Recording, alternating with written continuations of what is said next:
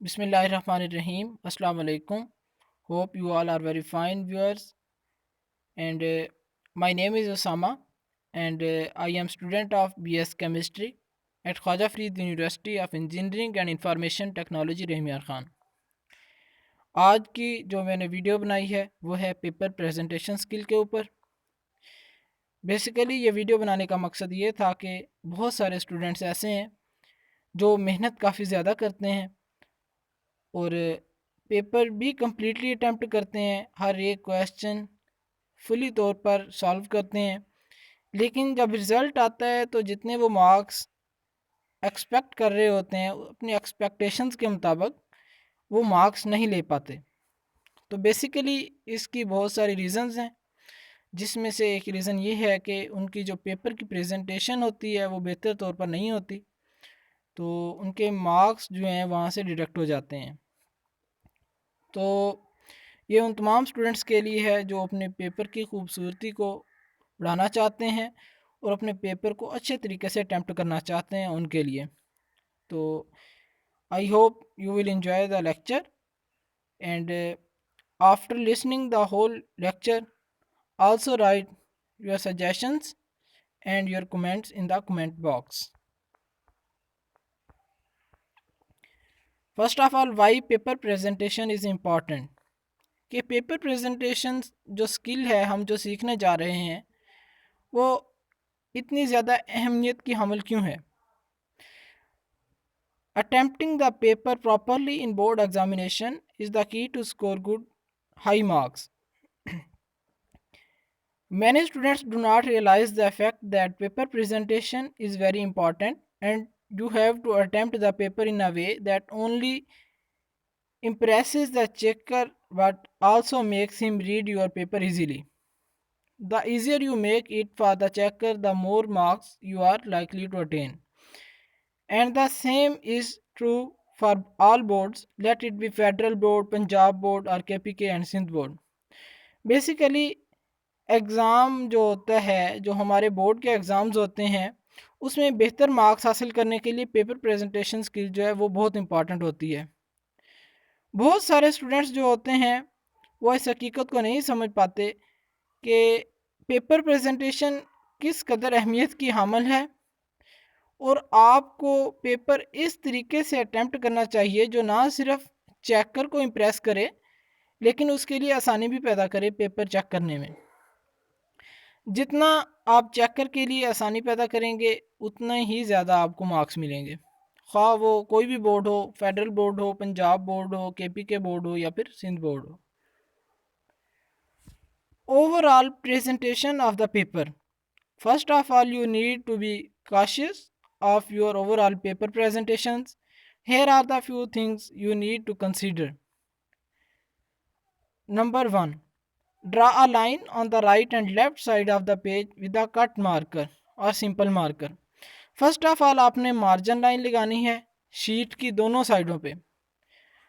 वो आप अगर कट मार्कर यूज़ करते हो तब भी ठीक है, अगर सिंपल मार्कर यूज़ करते हो तब भी ठीक है। बेसिकली अगर आप लाइन को डबल कर दोगे तो ये उससे ज़्यादा मोर ब्यूटी पेपर की ग्लैंस को इंक्रीज़ कर देगा। On second number, keep your paper neat and clean, अपने पेपर को साफ़ सुथरा रखें। Third point, give proper important headings, अपनी जो हेडिंग्स हैं पेपर में वो बहुत अच्छे तरीके से दें। एंड मेक सब हेडिंग्स, और उसके साथ अपनी जो है सब हेडिंग्स भी बनाएं। Fill all the page, do not leave any space, पूरे पेज को फुली तौर पर आप उसको जो है राइट करें, उसके ऊपर किसी भी जगह को खाली ना छोड़ें। उसके बाद है कि stay on the topic while answering the question, जब आप क्वेश्चंस का आंसर कर रहे हो तो उस वक्त जो क्वेश्चन किया गया है उसको जहन में रखते हुए अपना आंसर करें। ये ना हो कि आप क्वेश्चन कुछ और हो आंसर कुछ और दें। After finishing the question, draw a line at the end of the answer, जब आप अपना क्वेश्चन का आंसर लिख लो तो उसके बाद उसके एंड पे एक लाइन लगाओ जिसे एंडिंग लाइन। ये बहुत ही इम्पॉर्टेंट है, ये नेक्स्ट में जाके नेक्स्ट स्लाइड में इंशाल्लाह आपको एक्सप्लेन करूँगा क्यों इम्पॉर्टेंट है। Do not leave extra space at the end of page, answer only the number of question asked, do not attempt extra question. जितने क्वेश्चन पूछे गए हैं सिर्फ उन्हीं का ही आंसर करें, लेकिन एक्स्ट्रा क्वेश्चन अटेम्प्ट करने की कोशिश मत करें। But if do attempt extra question, अगर आप एक्स्ट्रा क्वेश्चन अटेम्प्ट करने भी जा रहे हैं तो उसके साथ ये ना लिखें कि ये एक्स्ट्रा क्वेश्चन है। अच्छा, इसका बेहतर तरीका ये है कि ओवरऑल जो बोर्ड के पेपर चेक कर होते हैं वो ये करते हैं, अगर किसी फ़र्ज़ किया किसी क्वेश्चन में उन्होंने कहा कि अटेम्प्ट 6 क्वेश्चंस, एक स्टूडेंट अपने 6 क्वेश्चन अटेम्प्ट करता है, वो जो उसे आते हैं, और फिर 7वां 8वां अटेम्प्ट कर देता है, तो जो चेकर होगा वो 6 पूरे अटेम्प्ट करके मार्क्स देगा, 7वें पे नहीं जाएगा। अलबत्ता अगर आप पूरे अटेम्प्ट करते हो, बोर्ड कुछ स्टूडेंट्स कहते हैं कि मैं सारे कर देता हूँ, जो ठीक होंगे पेपर चेकर जो है इसके मार्क्स दे देगा, बाकी जो है वो मैं छोड़ देता हूँ, मतलब कि वो भी कर देता हूँ, जो नहीं सही होगा उसके मार्क्स नहीं देगा, जो सही होंगे उसके दे देगा। नहीं, ऐसे नहीं होता, जो फर्स्ट आपने अटेम्प्ट किए होते हैं उसी के ही मार्क्स मिलते हैं आपको।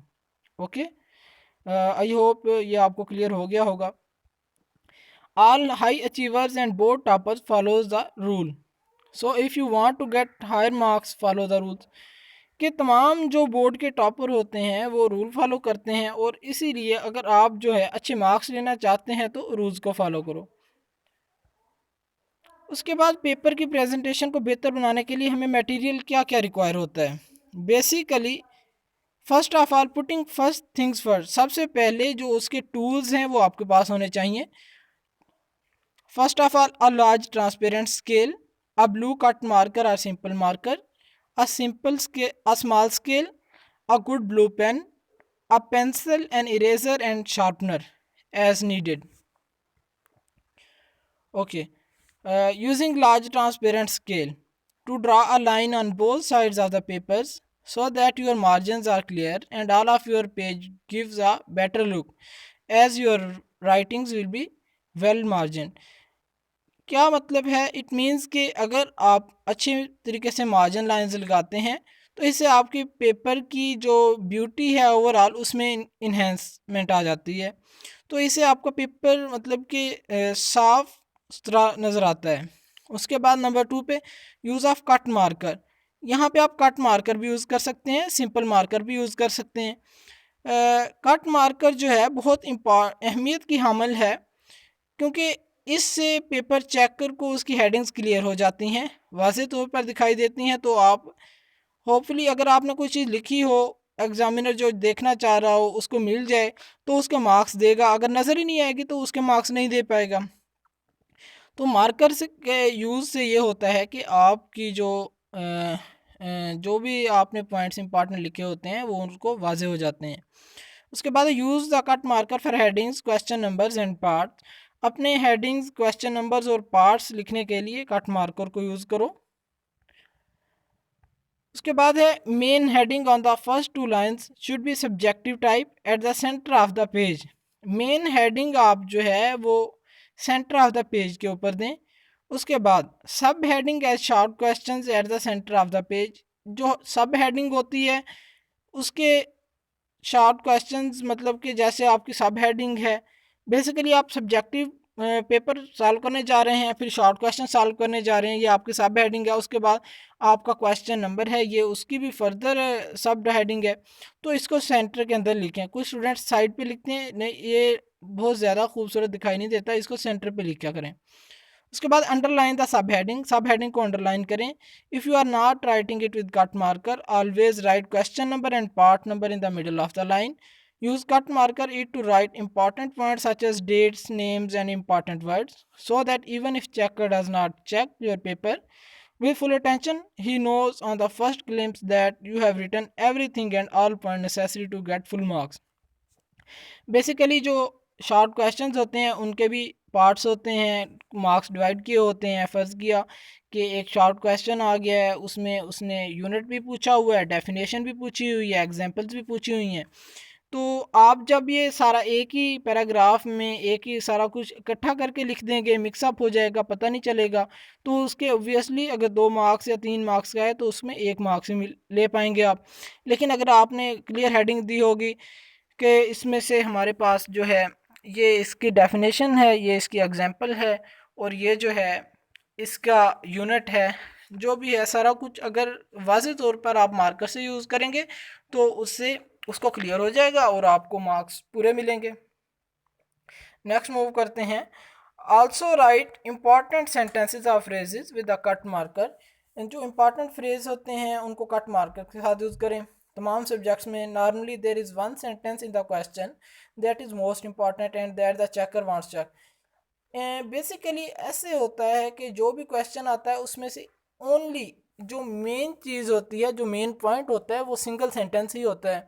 तो वो रिक्वायर्ड होता है, आप अगर वो पॉइंट आप जो है क्लियर कर देंगे तो मार्कर के साथ लिख देंगे, हाईलाइट हो जाएगा, एग्जामिनर चेक करना चाह रहा होगा, उसको मिल जाएगा तो वो उसी पे ऊपर टिक लगा के नेक्स्ट मूव कर जाएगा। ओके, उसके बाद you can write the answer normally with ball point but the two conserve momentum is the most important phrase in the answer. मतलब कि टू कंजर्व मोमेंटम, अब मोमेंटम को फिजिक्स वाले बेहतर तरीके से जानते हैं कि कोई ऐसा क्वेश्चन आ जाए जिसमें उसने पूछा ही गया हो कि मोमेंटम के हवाले से कोई क्वेश्चन आ गया, मेन पॉइंट था टू कंजर्व मोमेंटम, ये भी आपने बॉल पॉइंट के साथ लिखा, मिक्स हो गया। पेपर चेकर के पास इतना टाइम तो नहीं होता, तो वो तो चेक करेगा, नेक्स्ट मूव कर जाएगा, फिर आपके नंबर डिडक्ट हो जाएंगे।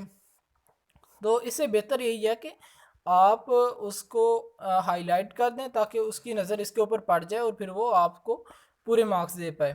ओके जी। नेक्स्ट, अब ये मैंने इसी के नीचे एक पेपर का फॉर्मेट दिया हुआ है, ये देखें, उसके ऊपर उसने क्वेश्चंस दिए हुए हैं, बेसिक हेडिंग्स कैसे बनाई हुई हैं, मार्जिन लाइंस लगाई हुई हैं, उसके बाद सब हेडिंग बनाई हुई है और उसके साथ साथ ये क्वेश्चन नंबर जो हैं वो उसे शो किए हुए हैं और डेफिनेशंस हैं, कोई भी उसने कैसे कितने बेहतर तरीके से प्रेजेंट किया हुआ है, उसके साथ एंडिंग लाइंस भी लगाई हुई हैं, तो क्वेश्चंस जो हैं वो सेपरेट हो जाते हैं, तो जो चेकर होता है उसके लिए भी आसानी हो जाती है। ओवरऑल पेपर की लुक जो है वो नीट एंड क्लीन है, तो ये बहुत इम्पैक्ट है अपना मार्क्स के अंदर। ओके, उसके बाद है draw a short line after writing each answer. Her answer लिखने के बाद आप एक शॉर्ट लाइन लगाएं, इसका मतलब यह है कि एंडिंग लाइन।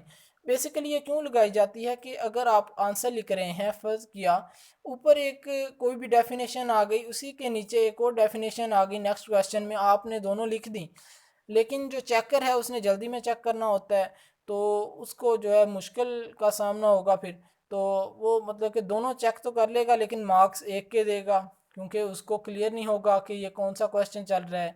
तो अगर आप एक डेफिनेशन लिखने के बाद एंडिंग लाइन लगाएंगे फिर दूसरी लिखेंगे तो वो उसके भी मार्क्स देगा, उसके भी मार्क्स देगा, इससे आपके मार्क्स में कोई इशू नहीं बनेगा। उसके बाद स्मॉल स्केल का यूज़ क्या है। Small scale is very effective for drawing small lines, छोटी लाइंस ड्रा करने के लिए बहुत इफेक्टिव होता है।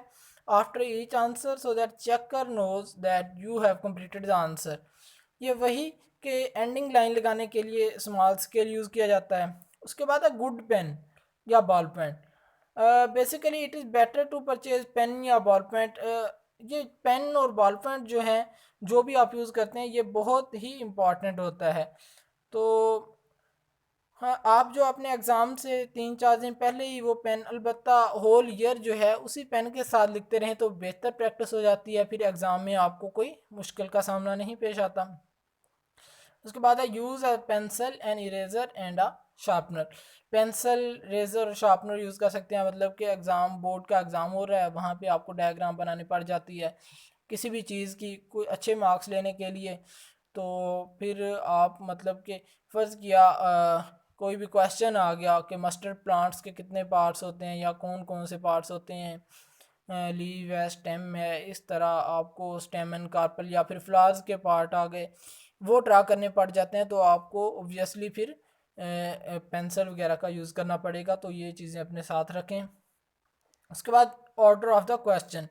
Basically order of the questions बहुत ज़्यादा मैटर करते हैं। सब first attempt the question is you are good at, सबसे पहले वो क्वेश्चन अटैम्प्ट करें जिसमें आप बेहतर हैं, आपको बहुत अच्छे तरीके से आता है। As at the start of the paper the checker will know that you are good student, कि सबसे पहले ही उसको पता चल जाएगा कि ये एक अच्छा स्टूडेंट है।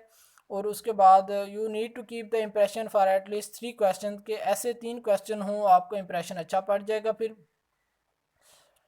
सो your best answer should be second question. दूसरे नंबर पे जो बेस्ट हो वो लिखें। उसके बाद then attempt the questions in which you are perfect, जिसमें आप परफेक्ट हैं वो लिखें। As the checker knows that your second and third question are even better than the first one. जब second and third question even better के पहले से भी दूसरा तीसरा क्वेश्चन ज़्यादा बेहतर है, तो इससे जो उसका इंप्रेशन पड़ा होता है पहले क्वेश्चन में वो बरकरार रह जाता है। Hence he will feel comfortable to give you better marks, वो बेटर मार्क्स देगा, फिर आसानी फील करेगा मार्क्स देते हुए, उसको किसी किस्म की हेजिटेशन नहीं फील होगी। It is also important not to attempt the least good question at the end के but mix it between the good question. कहता है कि ऐसे नहीं है कि आपको जो मतलब कि एक बहुत ही दरमियाने या लो लेवल का आंसर आता है वो आप लास्ट पे करें, नहीं है, ये तरीकाकार नहीं है। जो क्वेश्चंस अच्छे आते हैं उन्हीं के दरमियान ही उसको मिक्स कर दें, ताकि जब वो मार्क्स दे रहा होता है तो वो रिदम ना टूटे और उसके दरमियान ही वो तेज़ी तेज़ी में चेक हो जाएगा, आपको कंप्लीट मार्क्स मिल जाएंगे। आप your last attempted question, last पे कौन सा क्वेश्चन अटेम्प्ट करें, should also be good one as most of the checker knows that the last question are normally the ones that you do not know the answer. अच्छा, ये एक myth बन चुकी है कि जो चेकर जब चेक कर रहा होता है तो उसका जो है ना एक माइंड सेट हुआ होता है कि लास्ट पे जो आप अटेम्प्ट करेंगे क्वेश्चन वो वही होगा जो आपको नहीं आता होगा। तो जब आप लास्ट में भी अच्छा क्वेश्चन सॉल्व कर दोगे तो इसका ये इंप्रेशन बहुत ही अच्छा उसके ऊपर पड़ जाएगा। फिर नेक्स्ट जो आपका पोर्शन होगा उसमें आपको काफ़ी हेल्प मिल जाएगी। आई होप कि इस हवाले से आपको सारा कुछ क्लियर हो चुका होगा। पेपर प्रेजेंटेशन स्किल्स के हवाले से मैं ये समझ होगा। अगर आपका कोई भी क्वेश्चन है तो आप कमेंट बॉक्स में मुझसे पूछ सकते हैं। तो इंशाल्लाह इसी पेपर प्रेजेंटेशन स्किल की सेकंड वीडियो आपके साथ जल्द अपलोड की जाएगी और आपके साथ शेयर हो जाएगी। तो फर्स्ट ऑफ ऑल इसमें कोई क्वेश्चन हो तो आप ज़रूर पूछें कमेंट बॉक्स में और अपने सजेशंस भी दें। बहुत शुक्रिया। और इसी के साथ नेक्स्ट जो आपके साथ वीडियोस बनने जा रही हैं उनमें आपको के जो मेथड्स हैं, लर्निंग मेथड्स, किस तरीके से सबक को अब आसानी याद किया जा सकता है और किस तरीके से पेपर को बेस्ट प्रेजेंट किया जा सकता है। मतलब कि today's whole world is on skills and we need to learn the skills. Okay, इंशाल्लाह I will teach you how to learn and totally practically performed or solved questions will also be shared with you soon. Okay, take care. Allah Hafiz.